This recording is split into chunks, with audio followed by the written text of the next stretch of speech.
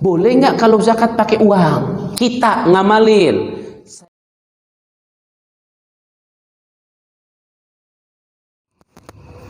Bismillahirrahmanirrahim. Assalamualaikum warahmatullahi wabarakatuh. Alhamdulillah wassalatu wassalamu ala sayyidina Rasulillah sayyidina wa maulana Muhammad ibn Abdullah wa ala alihi wa sahbihi wa mawalah wa la hawla wa la quwwata illa billahil aliyyil azim. Qala Syekhul Muallif rahimahullahu ta'ala wa adama an-nafa'a bihi wa bi'ulumihi fid darain amin ya rabbal alamin.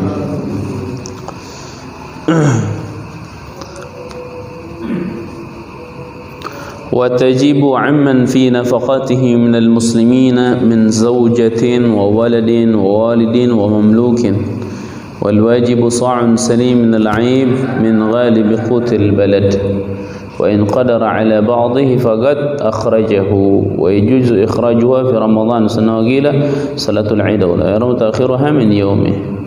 Taib para jamaah rahimakumullah, terakhir kita sudah membahas tentang masalah orang yang wajib zakat fitrah itu harus memiliki sesuatu yang lebih dari kebutuhan di hari lebaran dan malaman lebaran. Yang dimaksud malam lebaran di sini adalah malaman di hari setelahnya. Jadi kalau lebaran itu hari Ahad berarti malam Senin. Kebutuhan hari Ahad dan malam Senin lebih daripada itu maka wajib orang tersebut mengeluarkan zakat. Kemudian selanjutnya diwajibkan kepada seseorang mengeluarkan zakat untuk orang-orang yang wajib mereka nafkahi. Jadi kalau kita bikin sebuah kata-kata yang paling mudah adalah setiap orang yang wajib kita nafkahi maka wajib kita membayar zakat fitrah untuk mereka. Seperti siapa? Contoh seperti min zaujatin. Jadi contoh yang pertama adalah istri. Istri itu adalah orang yang wajib kita nafkahi. Maka saat orang tersebut wajib kita nafkahi, berarti orang tersebut wajib kita bayarkan zakat. Jadi kita yang bayar zakat.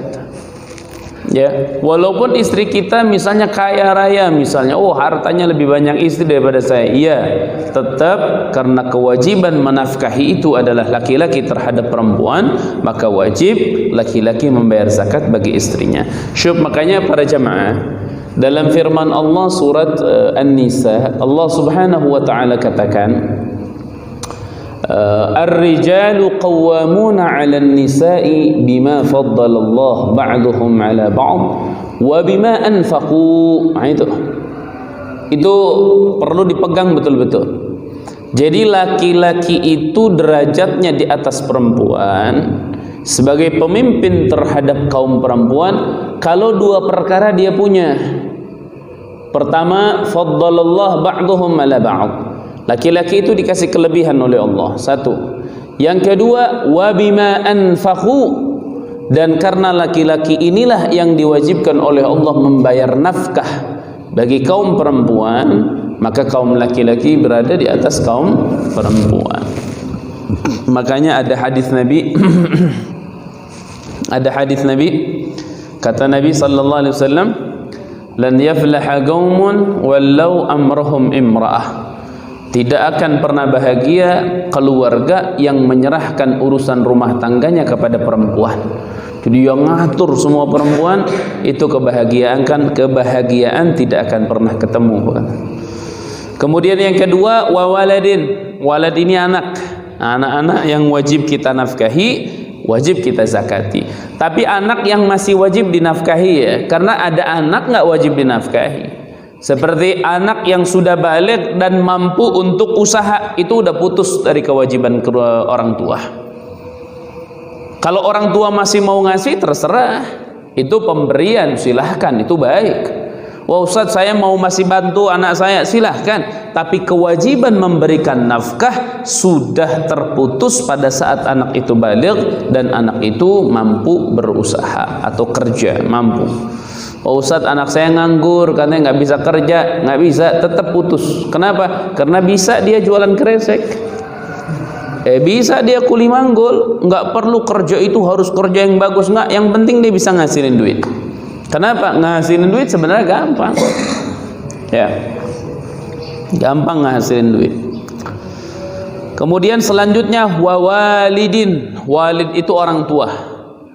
Bapak kita, ibu kita, pada saat wajib kita nafkahi, maka wajib juga untuk kita bayarkan zakatnya. Kapan orang tua wajib dinafkahi oleh anaknya?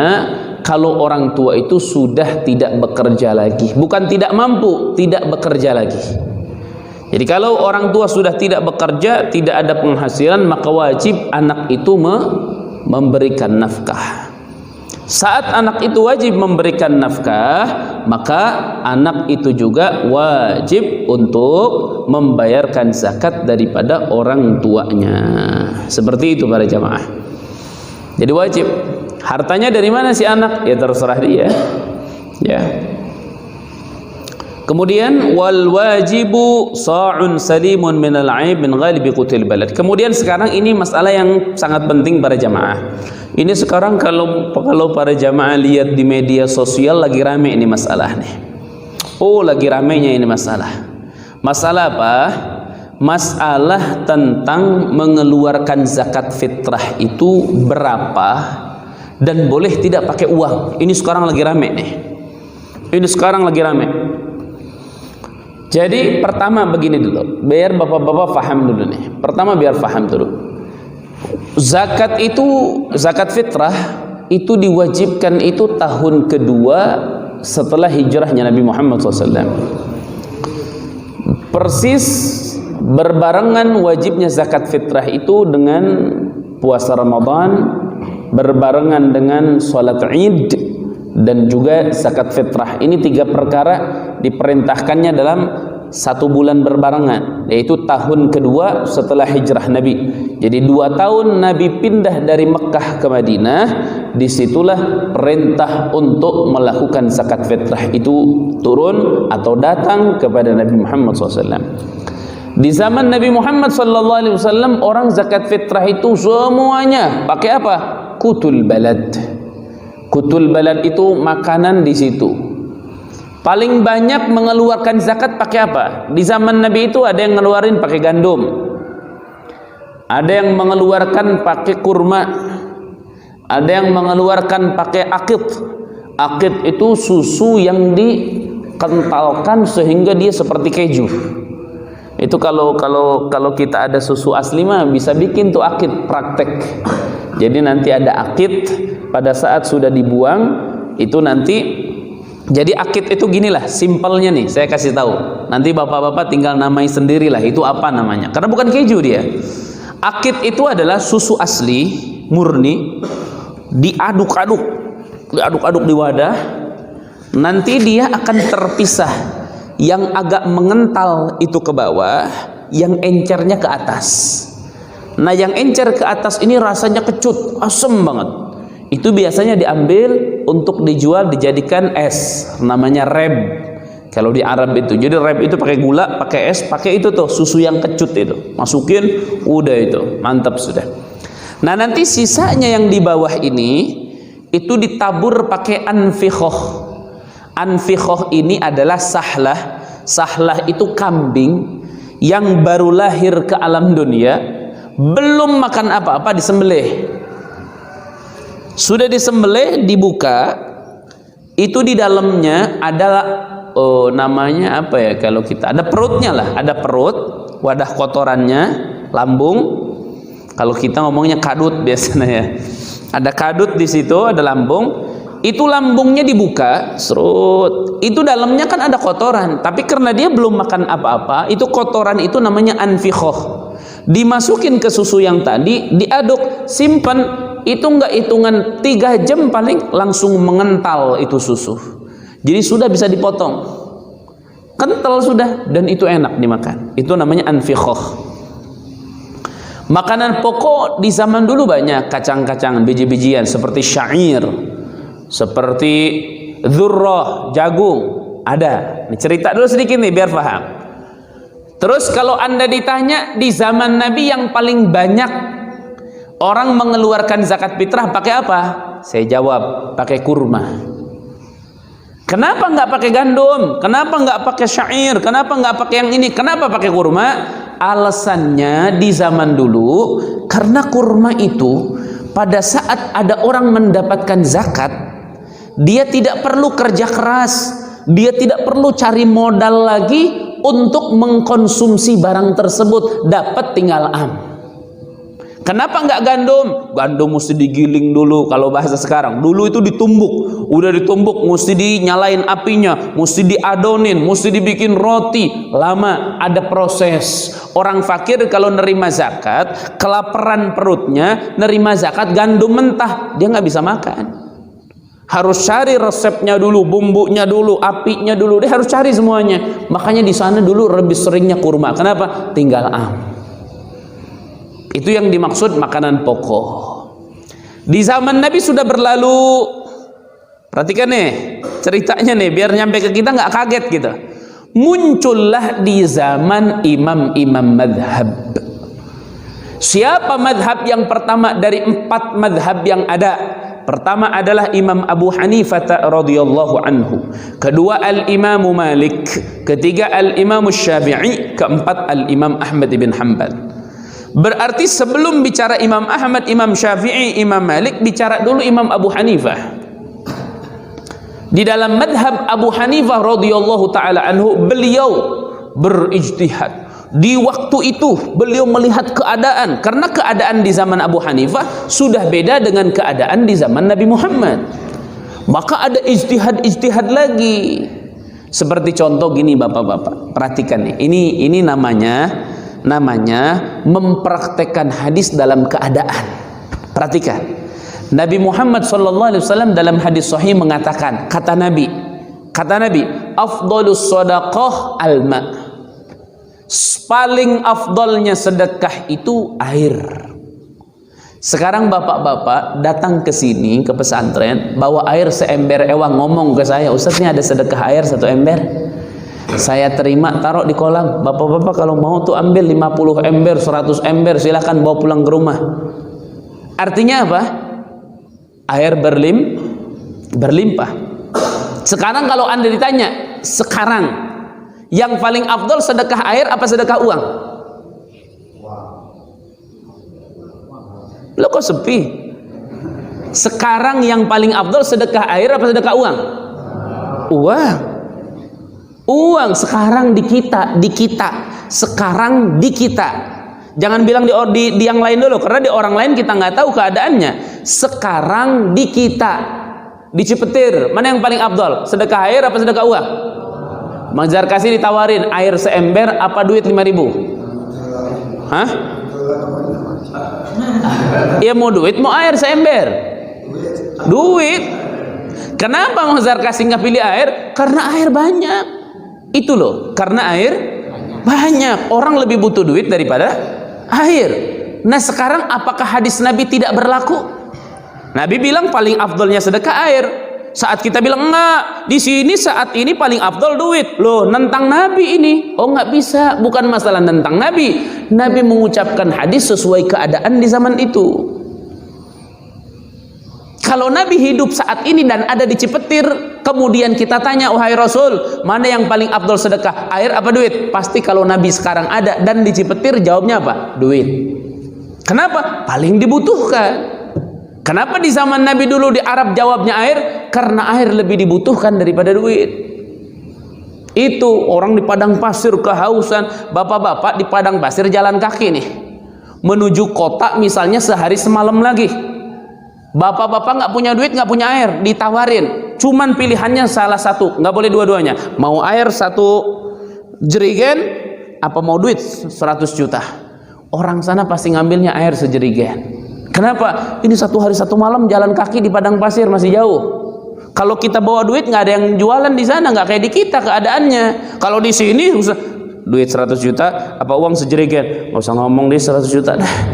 Loh, ini perjalanan masih jauh loh ke Bandung. Iya sini. Kenapa? Bisa jajan pinggir jalan, bisa beli aqua di pinggir jalan, bisa beli apa yang kita butuhkan di pinggir jalan. Di Jazirah Arab di padang pasir nggak bisa.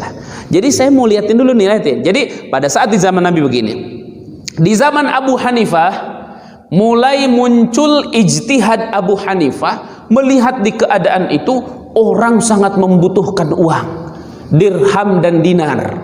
Makanya dalam ijtihad Abu Hanifah boleh zakat fitrah menggunakan uang. Tapi bahasanya bukan uang, qimah. Qimah itu adalah sesuatu yang menjadi harga bagi makanan pokok. Itu namanya qimah. Kalau sekarang uang, kalau zaman Abu Hanifah dulu dirham sama dinar. Jadi boleh tuh. Muncul lagi di zaman Imam Malik. Imam Malik tetap punya dua riwayat kalau tidak salah. Boleh pakai uang, boleh pakai makanan pokok. Imam Syafi'i muncul, nggak, tetap harus makanan pokok. Muncul Imam Ahmad, punya dua riwayat, boleh makanan pokok, boleh harganya. Jadi tentang khilaf, perbedaan pendapat, boleh, kalau bahasa kita boleh pakai uang atau boleh pakai beras, itu adalah perbedaan pendapat dari zaman dulu. Jadi nggak usah kaget. Ulama ahli ijtihad juga berbeda pendapat, ulama Syafi'i juga berbeda pendapat. Contoh Imam Nawawi di dalam salah satu kitabnya membolehkan zakat fitrah dengan qimah. Qimah itu harga atau uang. Hanya saja di dalam mazhab Syafi'i ada yang mu'tamad, ada yang dhaif. Nah, jadi saya mau hasilkan dulu. Di dalam mayoritas kitab madhab Syafi'i semua mengatakan wal wajibu sa'un salim. Yang wajib dikeluarkan dari zakat fitrah itu 1 sa'. Salimun, soknya itu selamat, artinya itu berasnya masih benar gitu. Bukan beras udah kutuan, udah kuning, udah bubuk, udah nggak jelas. Karena sekarang ada tuh beras dibagi berapa kilo ewang tuh, dibuka berasnya nggak bubuk, udah kuning, kutuan lagi. Allahu Akbar. Ada itu pembagian beras sekarang. Tapi manusia kelaparan, diambil juga. Artinya musimnya la haula wala quwwata illa billahil aliyyil azim. Jadi salimun minal aib min ghalibi kutil balad. Ini perhatikan, dari kebiasaan makanan pokok di tempat tersebut. Di kita sekarang makanan pokoknya apa? Beras apa nasi? Beras apa nasi ini? Bedanya beras sama nasi apa? Terus? Di sini ngomongnya galib makanan pokok. Makanan pokok. Beras apa nasi yang dimaksud di sini? Yang dimaksud dalam zakat fitrah beras apa nasi? Beras. Yang ente makan beras apa nasi? Nasi. Kenapa yang keluarin zakatnya beras? Oh, karena ada perbedaan. Kalau beras mesti diolah dulu, kalau nasi tinggal am. Ayo. Ini belum lulus kayaknya ngaji dulu nih. Beras apa nasi nih? Kebedaannya apa? Kalau nasi betul sudah matang tinggal am. Oh, diatur oleh ulama min ghalibi kutil balad, salim selamat, mudakhar, yang bisa disimpan. Kalau bisa disimpan mentahnya apa matangnya? Mentahnya. Tapi kalau kurma justru matangnya bisa disimpan. Makanya ada peribahasa di Arab ngomong begini, baitun fihi tamrun la jia'a ahluh. Rumah yang di dalamnya ada kurma, pasti penghuni rumahnya nggak bakal kelaparan. Kenapa nggak bakal kelaparan? Karena kalau orang punya kurma, nggak punya minyak, nggak punya kayu bakar, nggak punya gas, nggak punya kosmos, nggak punya panci, nggak punya apa, bisa hidup. Kenapa? Tinggal am.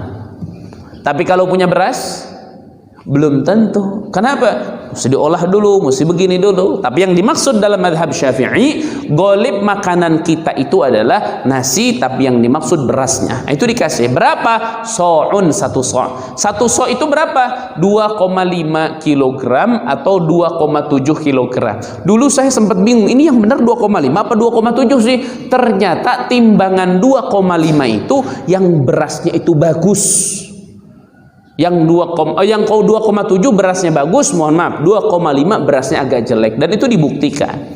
Makanya bapak-bapak coba ngetes gerak, beli beras 3,5 liter ya, yang 10.000 seliternya, beli 3,5 liter yang 8.000 seliternya, rapihkan ngukurnya seliternya rapih, masukin timbang, hasilnya beda.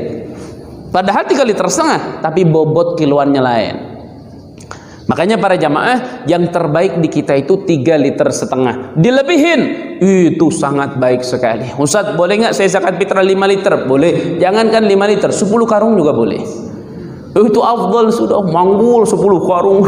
Kemana ente bayar zakat fitrah? Ashraf jirab 10 karung. Ahsan, bagus. Kembali ke pertanyaan kita yang semula, boleh nggak kalau zakat pakai uang? Kita ngamalin. Saya jawab boleh. Lah Ustaz, tapi itu dimasalahkan, katanya nggak boleh. Yang nggak boleh itu kalau orang mampu nggak bayar zakat. Sudah, jangan dimasalahin. Ente mau zakat pakai apa? Ustaz, sama pengen pakai duit biar nggak repot begitu. Ya udah, keluarin. Ente mau zakat, keluarin. Ada tanggung jawab, ada mazhab Hanafi, ulama-ulama Syafi'i sendiri, dan melihat kepada kebutuhan, uang lebih mudah untuk dimanfaatkan oleh orang-orang yang menerima zakat daripada beras. Maksudnya ini menunjukkan jangan kekeh gitu. Sekarang bapak-bapak contoh, ada mustahik zakat nggak? Orang yang punya hutang masuk mustahik zakat nggak? Orang yang punya hutang masuk mustahik zakat apa tidak? Masuk. Berhak nggak nerima zakat orang yang punya hutang? Sekarang umpama saya punya hutang, bapak-bapak tahu, oh Ustadzmu ini punya hutang dan hutangnya berhak nerima zakat. Akhirnya bapak-bapak bawa beras 3,5 liter, semua ke saya tumplek, misalnya 100 orang bayar zakat ke saya. 3,5 liter kali 100 berarti berapa? 350 liter. Kalau kali 10.000 berapa? 3.500.000. Misalnya hutang saya 3.500.000 lah. Anggaplah kebutuhan saya bayar hutang 3.500.000. 100 orang zakat fitrah ke saya, beras semuanya, umpama nih. Maka saya untuk bayar hutang ini harus nganterin beras ke orang yang punya hutang, yang ngutangin ke saya. Pak, saya mau bayar hutang, mana duitnya? Tuh ada beras 350 liter, mau nggak? Mau nggak yang ngutangin kira-kira? Nggak mau. Berarti otomatis harus saya apain nih beras? Harus saya jadiin uang. Gimana caranya? Caranya gimana? Jual. Ini kalau saya jual beras zakat ini harganya jatuh. Saya mau jual beras apa? Beras zakat fitrah. Zakat fitrah udahlah 5.000 seliter. Coba, satu, harganya akan murah. Yang kedua, saya mungkin akan dapat fitnah. Tuh, yang tidak tahu bahwa saya punya hutang. Tuh, beras zakat saking banyaknya dijual, harusnya kan dibagiin lagi ke orang yang membutuhkan. Coba. Tapi kalau pakai uang beres nggak? Beres nggak kalau pakai uang? Beres, harga nggak berkurang, kerugian nggak ada, saya berutang langsung. Maksudnya di sini apa? Di sini maksudnya mau saya sampaikan, saya bukan mengatakan bapak-bapak zakat fitrah lah pakai uang, enggak. Saya justru kalau menganjurkan, ada orang nanya, Ustaz zakat fitrah bagusnya pakai apa? Saya selalu jawab kepada siapapun, pakai beras, taruhin duit 20.000. Udah, kenapa? Karena kalau yang nerimanya orang, mohon maaf, orang fakir, dia akan melihat beras, seneng karena dapat beras, tapi mungkin bingung, aduh gasnya nggak ada lagi nih, kayu bakarnya musim hujan lagi nih, masa beras digayem antah-antah, yuk. Coba kumaha. Tapi saat ngelihat ada duit 20.000 jadi gimana? Alhamdulillah, emang gasnya habis, ada duitnya. Itu yang selalu saya sampaikan paling terbaik. Tapi kalau bapak-bapak, Ustadz saya emang nggak bisa, saya paling bisa beras 3,5 liter, kalau enggak duitnya, saya akan jawab, dahulukanlah sesuatu yang paling mereka butuhkan. Beras Ustadz, ya udah kasih beras. Duit Ustadz, ya udah kasih duit. Terserah. Jadi perkara masalah zakat fitrah pakai duit atau pakai beras bukan untuk diperdebatkan. Bukan, tapi justru itu untuk wawasan ilmu bagi kita bahwa oh ada nih perbedaan pendapat. Ini menunjukkan untuk kita nanti, ini orang saya mau ngasih zakat nih ke si A. Ini si A lebih butuh apa? Oh Ustadz, si A ini lebih butuh duit ya mau Ustadz, beras ada sih kayaknya 3 liter mah di rumahnya, tapi saya lihat ya Allah Ustadz, makan nama garam, nyari kayu bakar karena nggak punya gas. Berarti yang lebih dibutuhkan apa? Duit bagi orang itu. Jadi nggak usah repot-repot. Tapi kalau saya terus ditanya, saya akan menjawab zakat fitrah pakai beras itu lebih baik daripada memakai uang. Tapi kalau ada yang mau zakat fitrah pakai uang, silahkan, karena itu sah dan ada pendapatnya. Hanya nanti kalau pakai uang, ambil harga yang paling terbaik. 3,5 liter. Berapa harga yang terbaik 1 liter? Ada kata yang 10.000, pakailah yang 10.000. Kalau tidak bisa harga yang terbaik, pakailah harga yang biasa berasnya Anda makan. Anda pakai harga berapa kalau makan nasinya? Ustaz, saya mah berasnya dawam sih yang 8.500. 8.500 kali 3,5 liter. Nanti ada bengkoknya 500, lempengin jadi 1.000. Berapa totalnya? Ustaz, totalnya sih 32.500, lempengin aja dah, gocap udah. Iya, Ustaz udah ada gocap nih, lempengin aja cepet lah, sudah. Kasih zakat sudah, itu lebih afdal. Jadi para jamaah, dari bab yang terakhir itu saya menghimbau kepada semua umat Islam, jangan diperdebatkan, karena orang nanti punya ragu-ragu. Aduh Ustaz, saya udah ngeluarin zakat tapi uang lagi Ustaz. Wah, kata ulama ini nggak sah uang Ustaz. Jangan. Itu buat ragu-ragu umat Islam itu lebih berbahaya, karena pendapatnya sudah jelas ada. Maka sampaikan pendapat itu, cuman kalau ditanya jawablah dengan pendapat yang paling mu'tamad. Saya kalau ditanya sekali lagi, Ustaz zakat fitrah apa?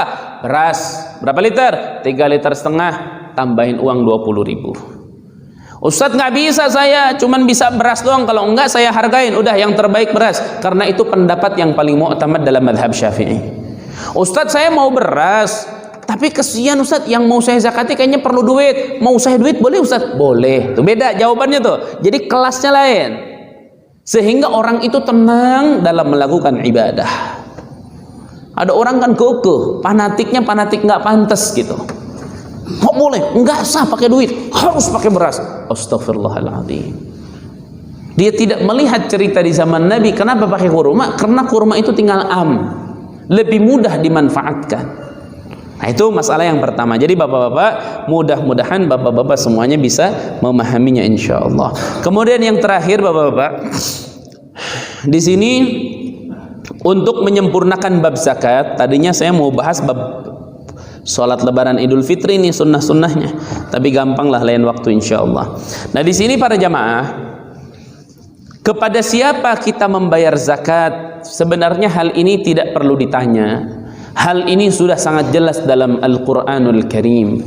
Allah subhanahu wa ta'ala berfirman dalam Al-Quran, A'udhu billahi minasyaitanir rajim, innamas sadaqatu lil fuqara wal masakin wal amirina 'alaiha wa mu'allafati qulubuhum wa fir riqab wal gharimina wa fi sabilillah wa ibnis sabil. Ada 8 macam manusia yang berhak menerima zakat.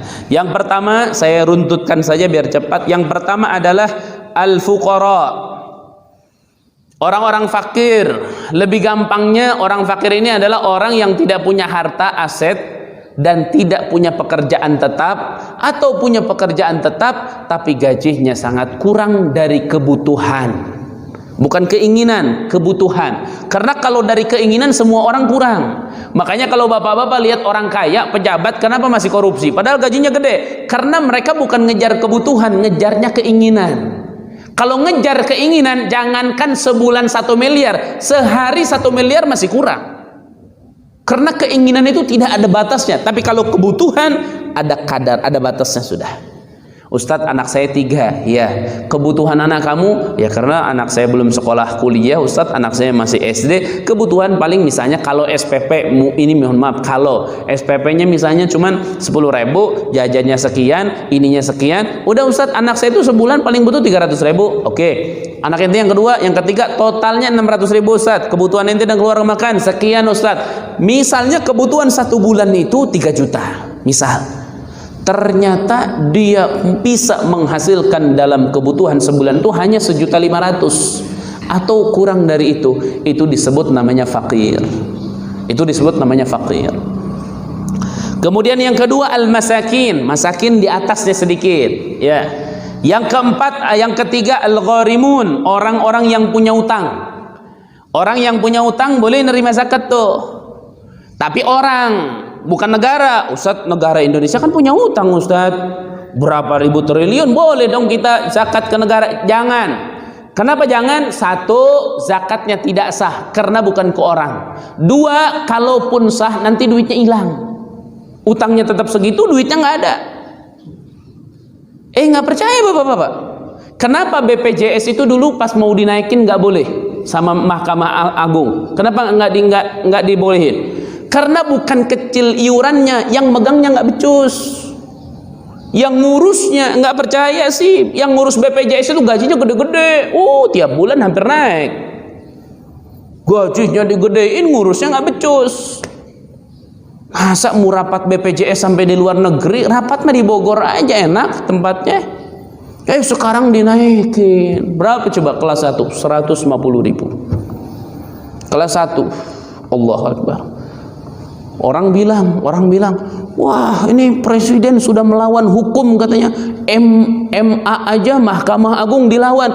Enggak dilawan Mahkamah Agung, enggak. Siapa bilang ngelawan Mahkamah Agung? Mahkamah Agungnya udah diganti hari itu dilantik, malamnya diumumin naik. Jadi enggak ngelawan secara aturan. Itu politik namanya. Makanya kalau politik mah kejam-kejam, hati-hati. Kalau kita di rumah di kampung rata-rata mikirnya gini, waduh, bisa makan apa enggak ya nanti sore. Tuh, orang kampung agak melek dikit punya duit, pikirannya lain. Makan sama apa ya nanti? Tuh, makan sama apa? Maksudnya dipikirin tuh teri, apa jamrong, apa jabu, karena agak mampu. Tapi kalau pejabat tuh, kalau orang-orang yang pembisnis, makan dengan siapa ya? Tuh, makannya dengan siapa? Kenapa? Karena pengaruh bagi mereka. Makan dengan ini, ACC-nya berapa miliar gitu. Kalau pejabat lain, yang saya makan siapa ya? Jadi dia pikir mau dia makan siapa? Mau diremukin siapa? Makanya politik mencoba lihat. Jangankan tingkat atas, tingkat bawah aja, tingkat kepala desa aja. Main makan makanan itu. Serang-serangan, fitnah-fitnahan, padahal nggak ada pentingnya kalau menurut saya main fitnah-fitnah. Keluar fitnah ini, fitnah itu, wah si fulan ini, pokoknya rame. Makanya saya kenapa nggak ikut? Karena begitu. Ya, auzubillah min dzalik. Sudahlah Bapak-bapak, itu urusan pemerintah, nggak perlulah kita bahas di sini. Ya, biarin yang punya BPJS pada bayar aja dah. Alhamdulillah saya nggak punya BPJS. Alhamdulillah saya nggak punya BPJS, walaupun masih muda, hidup saya banyak kebutuhan, tapi BPJS saya nggak pernah. Kenapa? Karena hukumnya masih ragu-ragu. Bahkan kalau saya ditanya sampai detik ini, sebatas pengetahuan saya BPJS haram. Terlepas dari aturan pemerintah. Karena aturan pemerintah itu kita haramkan juga tetap aturan. Pajak haram, tapi kan aturan. Nah, BPJS secara keilmuan saya haram. Tidak terlepas dari, itu aturan pemerintah loh. Iya, saya tunduk aturan pemerintah sudah. Tapi saya punya kajian, itu seperti itu. Tapi ala kulli hal, silahkanlah bapak-bapak ya. Kemudian selanjutnya, wal gharimun wa abna'us sabil. Abna'us sabil itu orang-orang yang berada di perjalanan, musafir namanya. Kayak bapak-bapak misalnya pergi ke Banten, pas di Banten hilang duit, hilang apa, semuanya hilang. Wah, buat pulang nggak ada ongkos nih. Berapa butuhnya sampai ke Cipetir? Paling 150.000. Cari orang-orang soleh di sana minta zakat. Ada yang mau bayar zakat nggak? Ke saya dah. Kenapa? Saya mau pulang ke Cipetir. Kenapa? Berapa kebutuhannya? 150.000. Bayar zakatnya 150.000 untuk kebutuhan. Kalau ternyata sampai sini 150.000 masih lebih, itu harus dibalikin lagi ke Banten.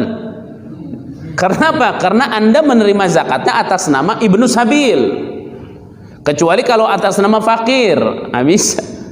Berapa kebutuhan? 100.000 lah. Paling lebih 50.000, lebih 5.000 nanti udah sama Cipetir balikin lagi. Abna'us sabil. Yang selanjutnya wal amiluna 'alaiha. Amil ini adalah orang-orang yang mengumpulkan zakat, tapi atas perintah dari pemerintah. Mungkin kalau tingkat nasional itu, tingkat pemerintahan ada namanya BAZ, Badan Amil Zakat.